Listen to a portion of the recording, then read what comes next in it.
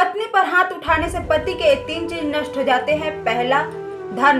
हमारे सनातन धर्म में पत्नी को लक्ष्मी का रूप माना जाता है और जब आप पत्नी पर हाथ उठाते हो तो हमारे घर से लक्ष्मी रूठ जाती है, जिसे आपको धन की कमी का सामना करना पड़ता है।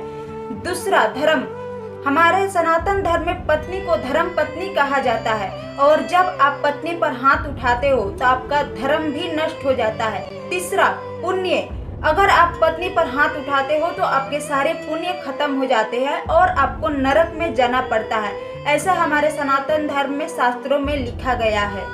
अगर वीडियो अच्छी लगे तो सपोर्ट करें। जिन लोगों को अपने बहू का मायके जाना पसंद नहीं है उन लोगों को अपने बेटे की शादी एक अनाथ लड़की से करनी चाहिए, क्योंकि एक अनाथ लड़की के ना ही तो मायका होता है और ना ही कहीं आने जाने के जिद करती है।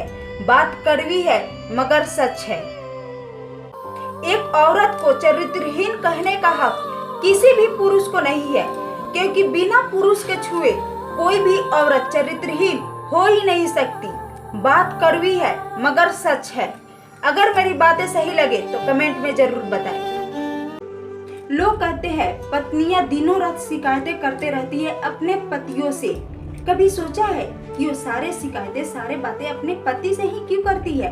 बल्कि परिवार में तो हजारों लोग होते हैं बोलने के लिए, सुनने के लिए, फिर भी वो सारे बातें सारे शिकायतें अपने पति से ही क्यों करती है? क्योंकि उसका पति ही उसका पूरी दुनिया होता है। तो आप समझ जाइए कि ये पत्नी का प्यार जताने का तरीका है, जिसका हकदार सिर्फ और सिर्फ उसका पति ही होता है और कोई नहीं। क्या मैंने सही कहा? कमेंट में जरूर बताएं और वीडियो अच्छा लगे तो सपोर्ट करें। ज्यादातर पति अपने पत्नी को समझ ही नहीं पाते हैं, क्योंकि पति को हमेशा अपने घर वाले सही लगते हैं और पत्नी हमेशा गलत लगती है। बात कड़वी है मगर सच है। अगर बात सही हो तो कमेंट में जरूर बताएं। ससुराल में अगर बहू को सबसे ज्यादा परेशान किया जाता है तो बाद में वही बहू ससुराल वालों को बहुत परेशान करती है, क्योंकि समय का पहिया हमेशा घूमते रहता है। दुल्हन वही अच्छी लगती है जो पिया के मन को भाए और ससुराल वही अच्छा है जहाँ पे मायके की याद ना आए। बात कड़वी है मगर सच है। जब एक औरत का घर बर्बाद हो रहा होता है ना, तो उसके घर को बर्बाद करने वाले लोग उसके घर के आसपास ही रहते हैं, लेकिन जब उस औरत का घर पूरी तरह बर्बाद हो जाता है तो उस औरत के पास कोई नहीं रहता है। बात कड़वी है मगर सच है।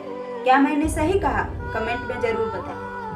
अगर आपको अच्छी बहू बनने का शौक है तो चुपचाप ससुराल में जाकर नौकरानी बन जाओ। अगर आपको अच्छी बेटी बनने का शौक है तो माँ बाप की बातें मानना सीख जाओ। अगर आपको एक अच्छी पत्नी बनने का शौक है तो पति के हाँ में हाँ मिलाना सीख जाओ।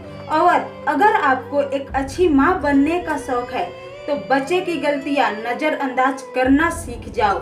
और अगर आपको अच्छी बनने का कोई शौक नहीं है तो अपने लिए लड़ना सीख जाओ, सच के खिलाफ बोलना सीख जाओ और अपना हक लेना सीख जाओ।